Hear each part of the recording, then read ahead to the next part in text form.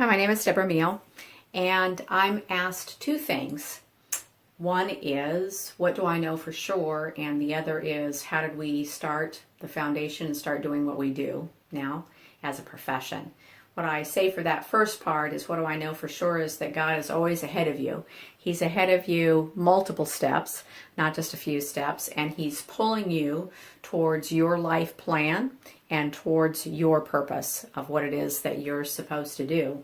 The second part of that question is, how did we start doing this?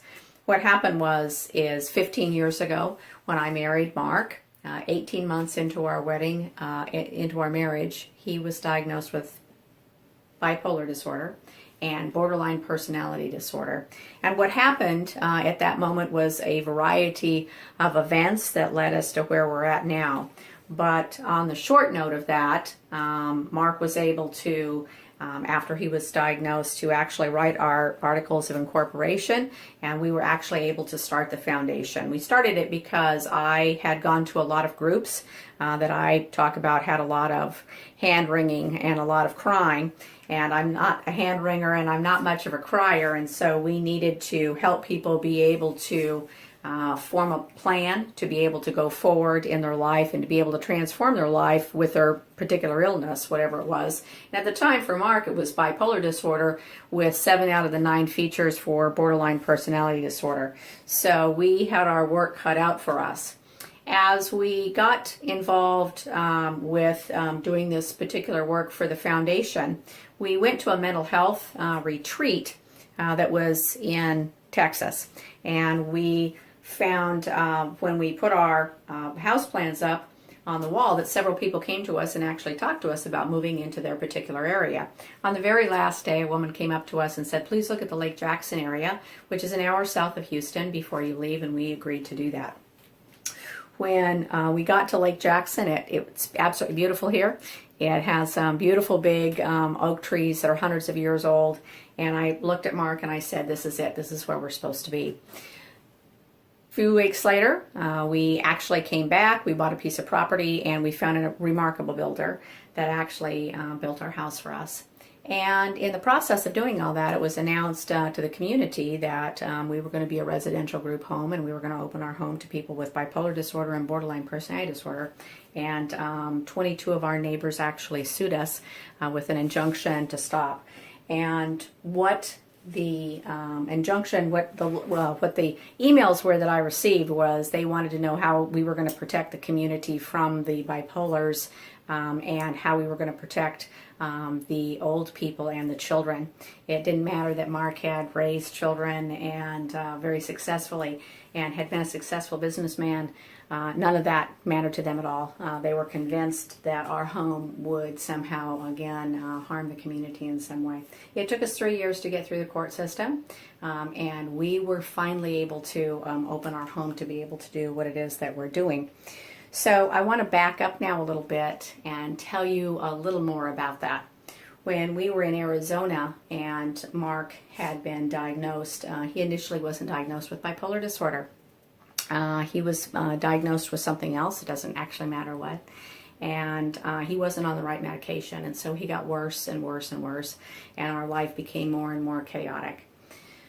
So, as anyone can imagine, living with somebody who has hypomania and depression one day, hypomania the next day, and is doing a rapid cycling, it was a very chaotic existence for us, and I needed to figure out how to be in a more peaceful place.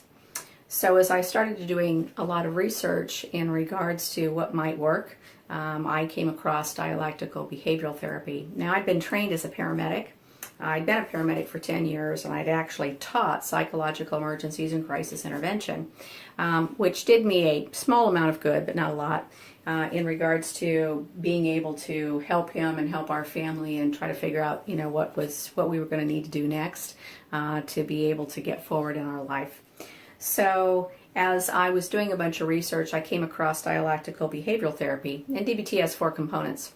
It has a mindfulness component. It actually teaches you how to actually engage in mindfulness and awareness. It's not meditation. It actually teaches you how to, again, what Scripture says, to be captive of your own thoughts. Romans 12:1 and 2 says that by the transforming and renewing of your mind, you will know the perfect will of God. And what it does do is it teaches you to be captive of your thoughts so that you can observe your own thinking and you can stop your negative thinking, and you can actually learn to be in the positive. You can actually learn to have a peaceful existence. You can actually learn what actual serenity is. So as I started to delve into dialectical behavioral therapy, I realized that I was going to need life transformation also. And so what had served me for 10 years, being a paramedic, no longer served me anymore. And so I took the necessary steps and courses that I needed to do to become a certified pastoral counselor, and I have a doctorate in divinity. As I was doing that transformation and adding DBT to my skills, the second component to DBT was emotional regulation. And there are a set of life skills that I was never taught as a child, and quite frankly, most people aren't taught as a child to actually learn to regulate your own emotions. As you learn to regulate your emotions, obviously you become more and more peaceful. And then the next step was distress tolerance skills. What happens when things don't go your way? What happens when your house burns down? What happens if there's a death in the family? What happens if you lose a child? What happens when you have a life partner, an actual soulmate that has a devastating illness? How is it that you're going to manage that every day? And then the last step for DBT is interpersonal relationship skills. How do you say what it is that you need to say? Be completely authentic in your life. Be authentic with the people that you're around. Be authentic with your clients. Be authentic with your family. And quite frankly, be authentic with yourself. So DBT was an amazing skill set, I thought, that could actually help people with, again, emotional regulation issues. So for me, it just seemed to make sense that we would open our home. We would surround ourselves with a team of trained individuals, and we were all trained by Behavioral Tech in Seattle, Washington. We would surround ourselves with trained individuals that were intensively trained to actually teach our clients dialectical behavioral skills so that they could get on with their lives, go back to their families, go back to their communities, and again, have their own lives be transformed as our lives were transformed. When I tell you that God pulls you forward, what I want you to know is that I had absolutely no idea whatsoever what my life was going to look like. I can tell you I was very happy being a paramedic. I'd actually taught at the local community college where we had an amazing success rate. And I was very comfortable in doing what it was that I did. I learned early on that we resuscitate clients, we don't resurrect clients. I was very focused and very dedicated, very driven in what I knew, which was a little bit about emergency medicine, but I had a passion for it that I never thought I was going to be anything other than that in my life. And so when Mark came into my life and our whole life was kind of blown up, I had a real point of awakening to realize that my life was going to look remarkably different going forward. When I tell you that on a soul level, I know that Mark is my soulmate, having that being said, that doesn't necessarily make it peaches and cream. It doesn't necessarily mean that everything is going to be remarkably easy. Learning a set of skills to be able to help somebody else and be able to help yourself is what I think that it's all about. Life transformation is incredibly doable. It's not what I would call hard work. It can be inconvenient when you've been brought up a certain way to believe certain things. I tell all of my clients that beliefs come and go. You can believe that the moon's made out of green cheese, but that doesn't make it so. Facts and are, again, what we hope to live our life by. So as I went forward in figuring out what I wanted to do with my life, there was some amazing transformations for me also. Mark and I at one point had a big argument about something that, was absolutely trivial. It made no sense whatsoever. And I had told God that I was done with the relationship. I couldn't take anymore. And he better have a way out. When I finally got to that place of surrender in my life, I want you to know that 2 weeks later is when Mark was actually diagnosed with bipolar disorder and actually was finally placed on the correct medication. Now, there were subsequent medications that went along with that, but he was initially stabilized. And the funny, intelligent, creative, sensual, amazing human being that I had married started to shine through again.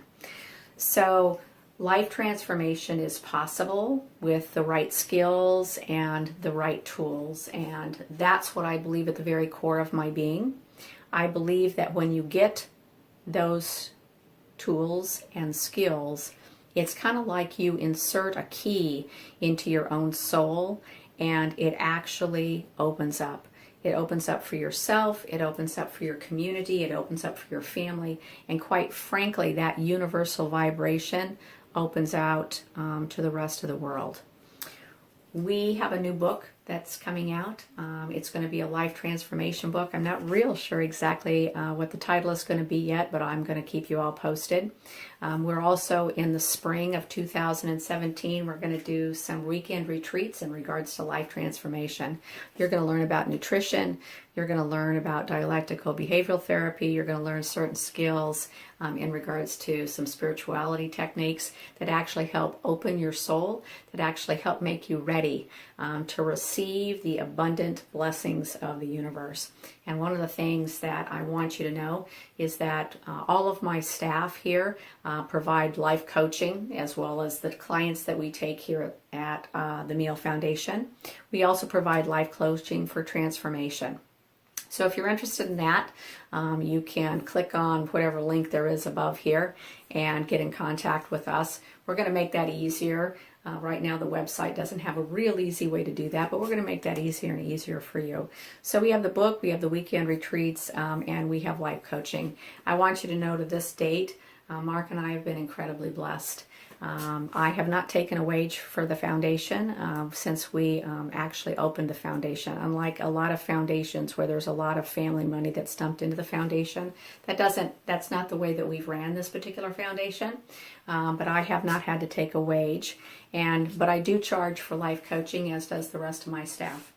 So again, just to give you kind of an idea about the man that I'm married to, I want you to know that he doesn't know this part. When I talk, he always knows in advance what I'm going to talk about. But I received this card from him 3 days ago, and this is September of 2016. So I'm going to tell you what it says. It says, "My love, when you kiss me, I know what true love feels like. When you whisper in my ear, your words melt my heart. When you hold me, I want time to stand still. Everything you do makes me fall in love with you more." Mark. So that's how you know that you're in the right space with your partner and your life and your family, is that things like that are brought to you again and again and again. Thanks so much for sharing this moment with me.